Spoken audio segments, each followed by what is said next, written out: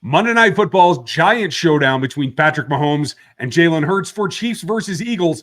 Everything you need to know, the critical matchups, and our predictions right now on Locked On Chiefs. From the land of the free and the home of the Chiefs, this is the Locked On Chiefs podcast. Welcome back, everybody, for a Sunday Night Live edition. While the Sunday night game is going on, we are here preparing you for tomorrow night's clash of Chiefs and Eagles as we get ready. We're brought to you by LinkedIn Jobs. They help you find the qualified candidates that you want to talk to faster and, most importantly, for free. You can do that by going to linkedin.com/LockedOnNFL and post your job for free right now. That's linkedin.com/LockedOnNFL to post your job for free. Terms and conditions do apply. We appreciate you making us your first listen here on a night that you don't generally see podcasts come out this late. But, hey, we appreciate you being here with us, as well as on the entire network here on the Locked On Podcast Network, because that means your team every day for free on every single platform, starting on YouTube, where you can like and sub and hit that bell right now. And you can go over to Spotify and Apple. Subscribe there for the audio versions. You can get them on any platform you can find audio podcasts on for free. 5 days plus a week. You everydayers know that, and we very much appreciate you being here. If you want to subscribe and become an everydayer, we're welcoming everyone aboard right now so we get ready for the second half push here and get across to this first contest for the Chiefs against the Eagles, rematch of the last Super Bowl, one that brought home a trophy for them. And it comes down to one thing at the top of all else, and it's quarterback against quarterback. And these two guys have been very, very similar through this season to this point. But I think starting Monday night, this is where they differentiate. And you see Patrick Mahomes, who's been, we can say struggling if we want to, but certainly hasn't been up to par with his last few seasons, is at a point where I think he can start to rise and they figure a few things out. Jalen Hurts has been injured, coming back here, clearly has been productive. But I think right now, that's where the rubber starts to hit the road for the Eagles. I think these two quarterbacks are going to differentiate themselves, and Patrick Mahomes is going to take this Chiefs team in a direction that gets them closer to the postseason with a little bit more fury. It starts right against the Eagles, and I'm feeling really good about this matchup. Where are you at? I think you got to feel really good about this matchup. They've had 2 weeks to prepare for this game. They are in a situation where they know the opponent. They've just played them. Obviously, teams change over the offseason, and there are going to be things that are going to be different. Both their coordinators are gone, so the things won't be the same on the Philly side as they will be for Kansas City for the most part.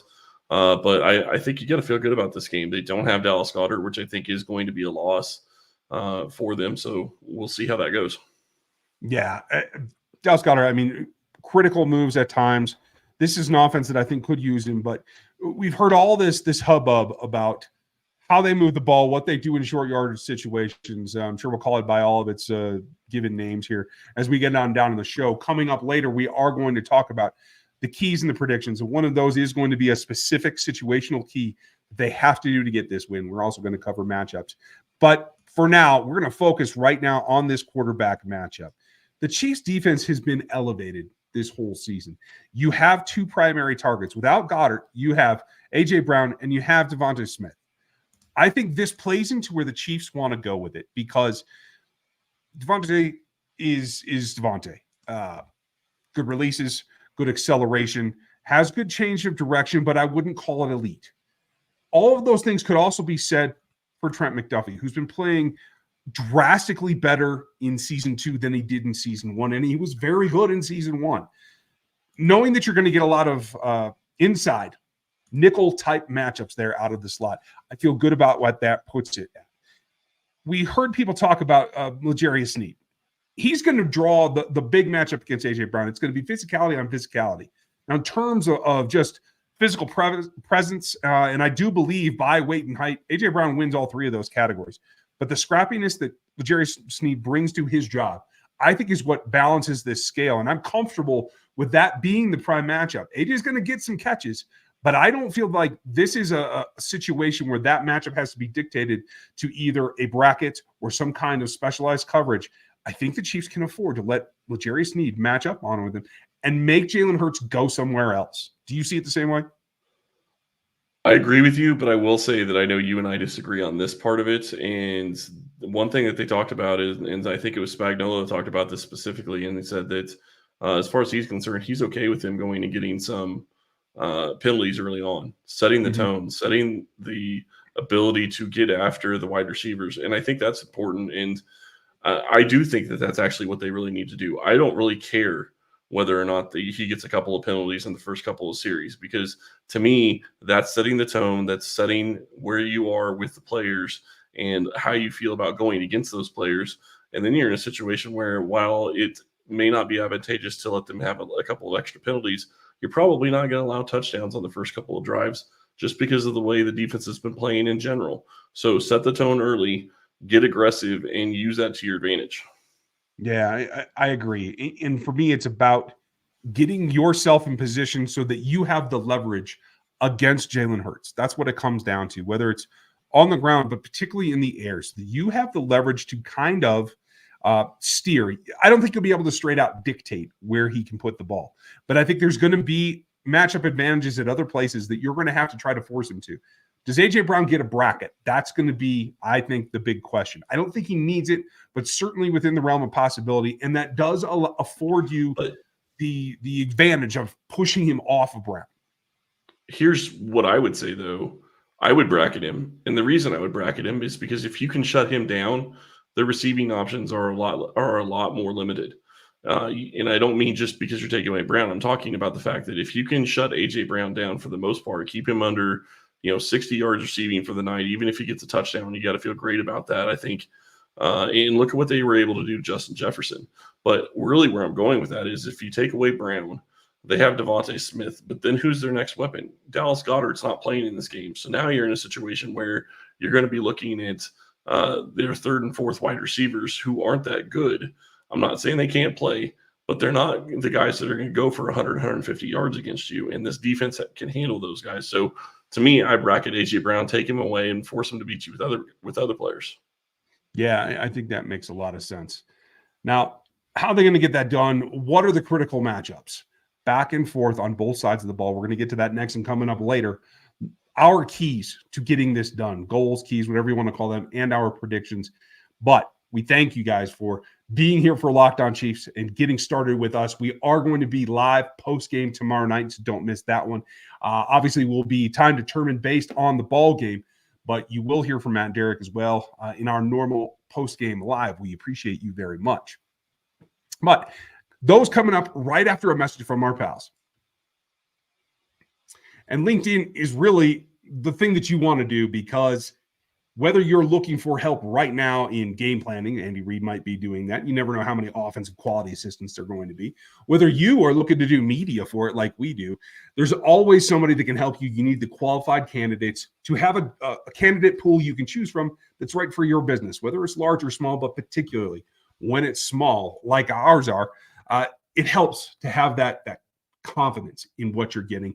And that's where LinkedIn Jobs comes in. You can feel that those high stakes are in your favor with your small business, and you want to be 100% certain that those candidates are the ones that you're looking for. That's why you've got to go to LinkedIn Jobs, because that is what helps you find the right people for the right role faster and for free. It makes life super simple. You can post your job and get the candidates you're looking for. That's why small businesses rank LinkedIn Jobs the number one in delivering quality hires versus the leading competitors. Whether it's any other website that you're looking for, it's about who gets to you in order for you to make that hire. LinkedIn Jobs helps you find those qualified candidates that you want to talk to faster. Post your job for free at linkedin.com/LockedOnNFL. That's linkedin.com/LockedOnNFL. You can post your job for free right now. Terms and conditions do apply.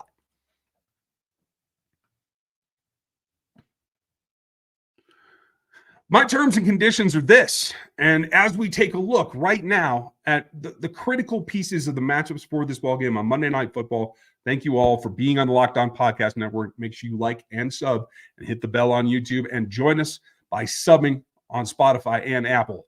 It comes down to a few matchups. None is greater for me outside of the quarterback than it's going to be the left outside linebacker of the Philadelphia Eagles, one Hassan Reddick, versus the Chiefs' right tackle in Juwan Taylor. And this, I think, is a situation where you've seen Reddick continue his role this season. He had some nice plays in the Super Bowl against this team last season. And I think he's the guy they have to kind of lean on. I think the pass rush as a whole in Philly is good, but I think it starts and stops with that speed ability of Reddick. And this year, it's playing into what I think is Juwan Taylor's strength in defending that speed rush. We saw him have some struggles early, especially penalty-wise, about leaving the line of scrimmage early. I think he's got that straightened out. I don't expect that to be a problem. But his intuitive timing of Patrick Mahomes' cadence gives him the advantage against Reddick, and I think that's going to be a key. Certainly should be a key, and I do think that when you start looking at what this matchup is going to mean for Kansas City, are they going to be able to put them on an island? Kansas City is one of the teams that loves to put their tackles on islands, and it's huge. If you can put him on an island and not chip, and one of the things that you've seen from time to time this season is chipping on guys from the tight end or the wide receivers or even sometimes the running backs. The problem is that when you do that, maybe you chip them too far inside, and then it gets the tackle off balance going to the inside, which causes another problem. So can you leave those guys on an island becomes a huge deal for Kansas City. If they can do that, then you get guys out in routes sooner, and then you're in a situation where you've got 5 guys going against however many they decide to drop into coverage, which you got to feel pretty good about. With Travis Kelce out there probably taking 2 guys regardless. And that's going to be the thing. And there's a possibility here. If you look at week 9 and who played the most snaps, it comes down to Nicholas Morrow at 40% of the snaps. I'm sorry, 95% of the coverage snaps. And Zach Cunningham, who played 100% of them. Those 2 linebackers are guys that Travis Kelce's played before. And for the most part, Travis has come out not just closely ahead, but well ahead. And so I think that does force the Philly defense into trying to make another adjustment. And it has to be those guys plus safety help. And I think that, for me, is what Patrick Mahomes has to identify early. And I think it has to be not only the first 15. We know that they're going to run good plays and they're going to have a rhythm there. It's after that. It's identifying where the ball needs to go and getting it out of his hand. There's 2 quarterbacks in particular. Both these guys have had 3+ seconds to throw so far this season. Jalen Hurts actually exceeding Patrick Mahomes, 3.14, I think it is. Patrick needs to get the ball out quicker. The quick game is going to be intensely important, particularly all through the first half, because I think that they have an opportunity to build a lead there. And it's got to be, where's the double coming towards towards Travis? And where does Patrick go in the meantime? Is it Kadarius Toney inside? Is it Sky Moore on a drag? Are they going back to some of the more intricate routes rather than what has been, honestly, a little bit vanilla route running from the wide receiver group to this point? Yeah, you bring it up, and the question that I'm going to have is, what are they going to do with on the other side with Jalen Hurts? Because you talk about those guys having time to throw. Jalen Hurts hasn't been playing very well outside the pocket. How is that going to play into this game?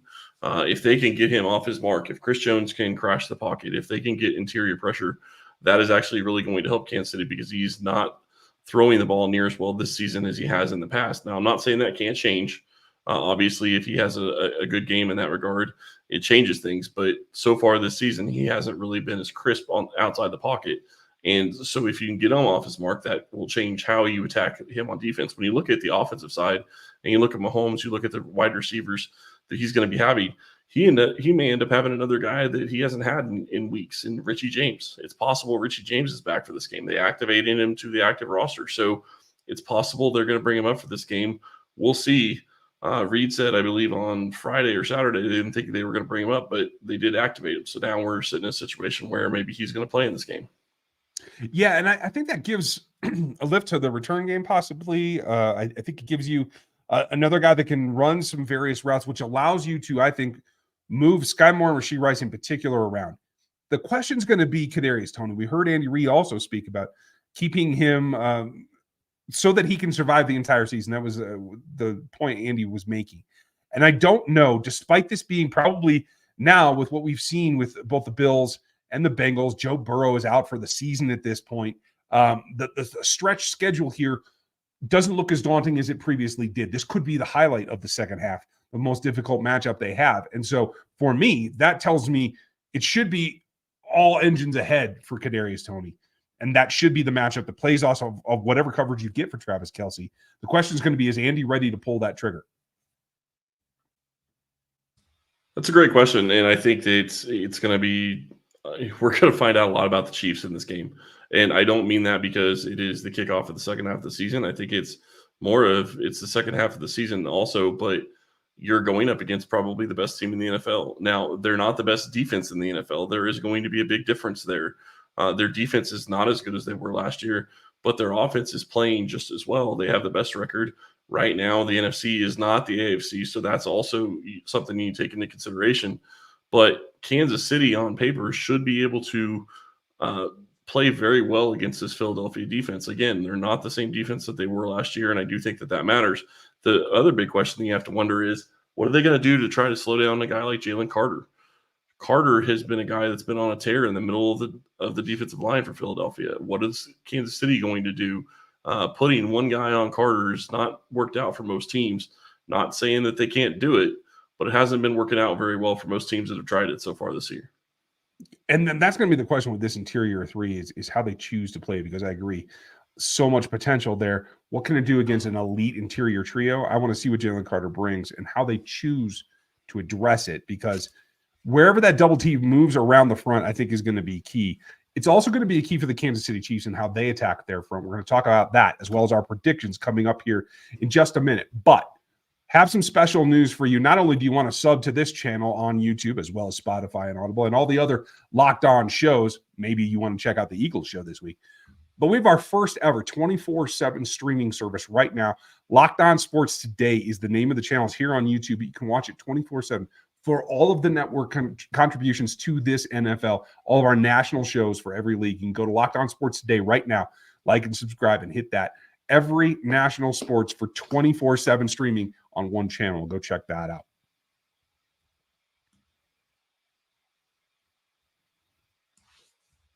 Did the game just go into timeout? It is time to order with DoorDash. Is it halftime? That's ordering time. 2-minute warning, you got it. That's your cue to order in. Lots of different places you can go and lots of different things you can order, but DoorDash can bring them right to your door. If you want to order wings, pizza, soda, burgers, or even just buns, you can get them all on DoorDash and get it delivered without missing the game.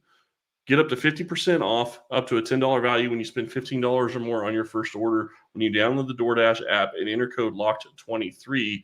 If I was the one ordering DoorDash, I'd be ordering from Kansas City Joe's. I'd want some barbecue during this game. It's going to be a great game against the Eagles. Cannot wait for it. And again, it's simple to get $10 off, up to 50% off, up to $10 value when you get $15 or more on your first order when you download the DoorDash app and enter code LOCK23. Subject to change. Terms do apply. That's 50% off up to a $10 value when you spend $15 or more on your first order when you download the DoorDash app and enter code LOCK23. Subject to change. Terms apply.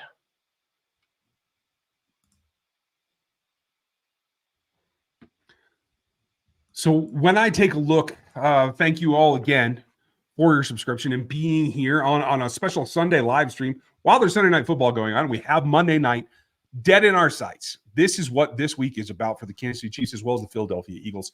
If you're with us live, we very much appreciate you. Tracy, nice to see you again. Glad that you made it back. Ton of folks in here that we very much appreciate. From Darius, Steve, Barbara, Zen, appreciate you as well. Stacy, nice to see you. That's what happens when we do something special like this, and we like to give you the notices. You can get those by clicking that bell on YouTube, and it'll let you know when we're coming out.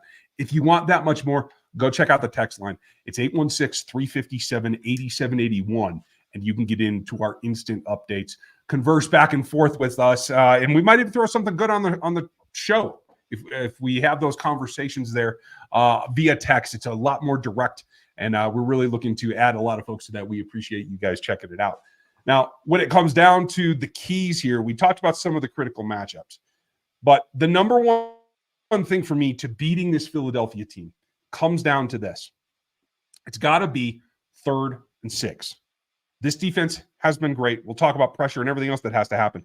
But the key is not allowing it to be two things for me. Either that quarterback sneak attack that if you're outside of, I'd say 3 yards, it's probably improbable that you're going to use that very relatively well. So that's number one. But it's also about the slant options, because both Devontae Smith and A.J. Brown run a slant very well. Different body types, certainly. But that's something the Chiefs defense, even when they're playing well, has been susceptible in the past. And that, for me, the edge is right there about 6 yards. So it's about stacking 1st and 2nd down to get them in 3rd and long. That's one of my keys to this ballgame. Mikey, win the turnover battle. You do that, I think everything else takes care of itself. And I know that seems like it's so easy to say, and it's a dust situation for every single game. But Kansas City has done that and missed out on it multiple times, and that's cost them huge chances in different games. The Denver game, I don't think that the Denver game gets away from them if they don't turn the ball over as much as they did. I mean, you give the ball over to the other team, you allow them to stay in the game. Denver is not a better team than Kansas City, but the other thing that I will say is that I'm actually somewhat happy that loss happened when it did. I do think it got them refocused. I do think it got them ready for the second half of the season, and I think it also helped get them ready for Miami. You never want to lose, but there were so many things that they did wrong in that game that weren't really just flukes, but they know that they can fix them. And if you can fix the turnovers and you can get back to a point where even if you just lose a turnover battle by one, you can probably beat the Eagles. But if you lose it by more than one, you're going to have a really hard time against a good team. It makes a lot of sense. And that's especially on short fields. Sorry. Yeah, absolutely. And these two quarterbacks have given the ball away 15 and 17 times respectively. So it is about limiting that. It goes a long way in controlling the overall game script. It is about drives and drives to completion 2 points. Whether those points are touchdowns or field goals is going to have an outcome as well. We're going to talk about our predictions here coming up in just a minute. But the other ramp up that I want to be specific about how to address the quarterback, and again, is from the defensive side for me, because we've seen a bit of an evolution for Steve Spagnuolo, who's been able to use the front in all of its various demonstrated groupings, but he's also added a few new wrinkles as well. Yes, you're still going to see some nickel corner blitzes. You're still going to see a safety blitz at times, but the linebackers are coming for you too, and that's the difference. When Jalen Hurts has been blitzed this season effectively, he's 7 touchdowns to 5 interceptions at this point. When he's not, he's 8 touchdowns to 3 interceptions. It is a dramatic uptick in the ability to take the ball from the Eagles when you blitz Jalen Hurts. The question is, how do you do it without getting caught? And that's where Steve Spagnuolo and his mad scientist routine gives you enough variability that I think that that's going to be a key to this game as well. I want to see it in the A gaps. I think it's got to be Willie Gay. Obviously, you wish you had Nick Bolton. Drew Tranquil can do it if you want. Maybe we even get to see Leo Chanel jump in there and attack, mug it up like he did at Wisconsin. I would love to see that. But it's got to be something that throws off the rhythm of Jalen Hurts and allows you to attack him. The pressure is the key for me. Pressure is going to be huge, and I completely agree with you. I think that if you can get pressure on Hurts, you're going to be in a great situation to be able to win this game. The big question when it comes to pressure in Kansas City is, where's it going to be coming from? And the other thing that I love going into this matchup is Spagnuolo's had 2 weeks to prepare for this. I guarantee you, he has different ideas as to how he's going to attack Philly that he's attacked other teams this season. And maybe he's used some of the blitzes he's going to use against Philly on a regular basis. But I'm betting there's 1 or 2 that he hasn't really used very much. You'd have to be watching every single game of the Chiefs this year to have a chance to figure out that they're going to be sending a blitz from that person or from that lineup or however you want to dress it up. But he has been great at dressing things up. Now, the other side of that pressure, and you talk about not getting caught, is sometimes you're not necessarily blitzing, but you're not sending all the defensive linemen, and that can be huge for this team as well. But you're going to have to realize that you're going to have times where you're going to have your defensive ends or your defensive tackles dropping into shallow zones to cover passes. That's part of sending pressure from a different spot. And I know some people hate it, but it's part of the way that they get pressure. And I know you hate it. I understand it.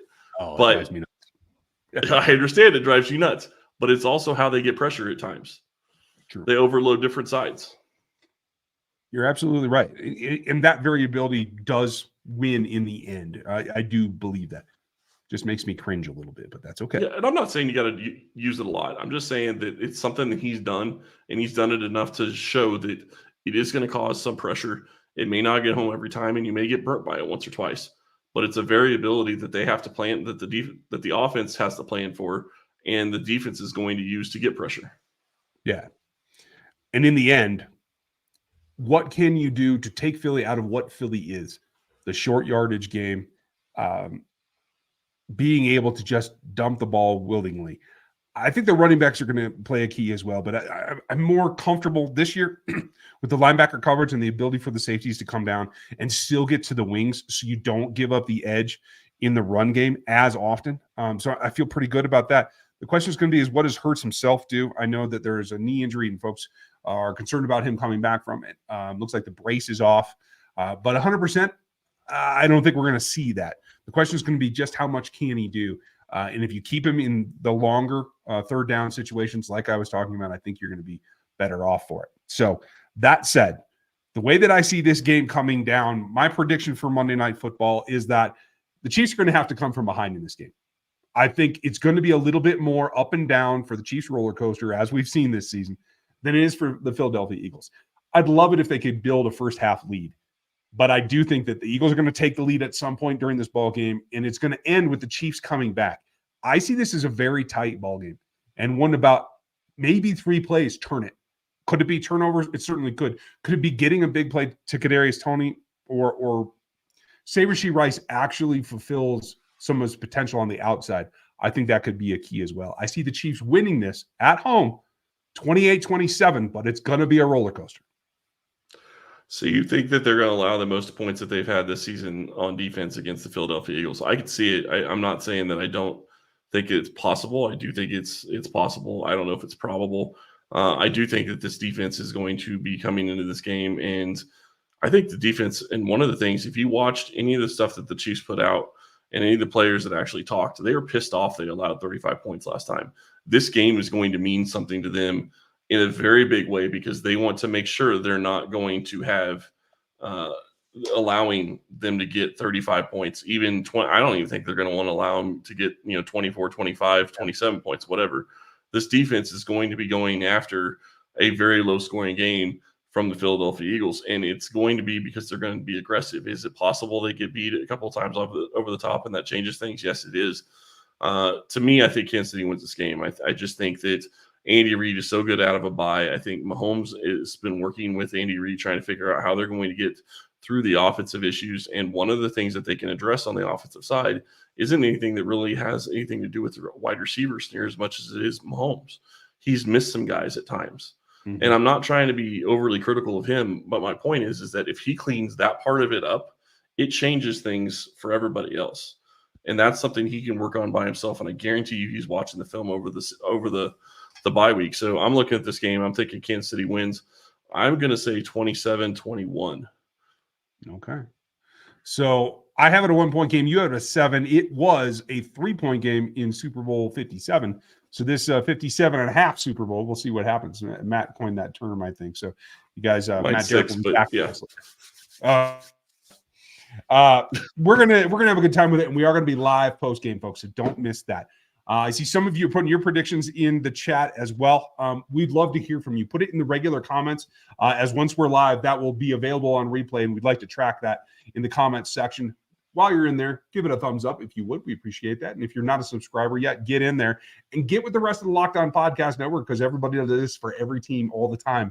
As strange as it is, it's all the NFL, and it's even some stuff that's a lot of fun. Shout out to my guys on the Locked On NFL and HL Fantasy Show, because they're helping me win my hockey league this year. So cheers, gentlemen. Let me know what you all think. I want to know what you think about the new background. Absolutely. We appreciate you. It's going to be a long Monday, so look for us to be live post-game. Matt Derrick will be here after the pressers. It'll be a little bit delayed. It will be a late evening, but we will be live for you. We hope that you will join us then. Have a great Monday in anticipation of Chiefs versus Eagles, and we will talk to you tomorrow night.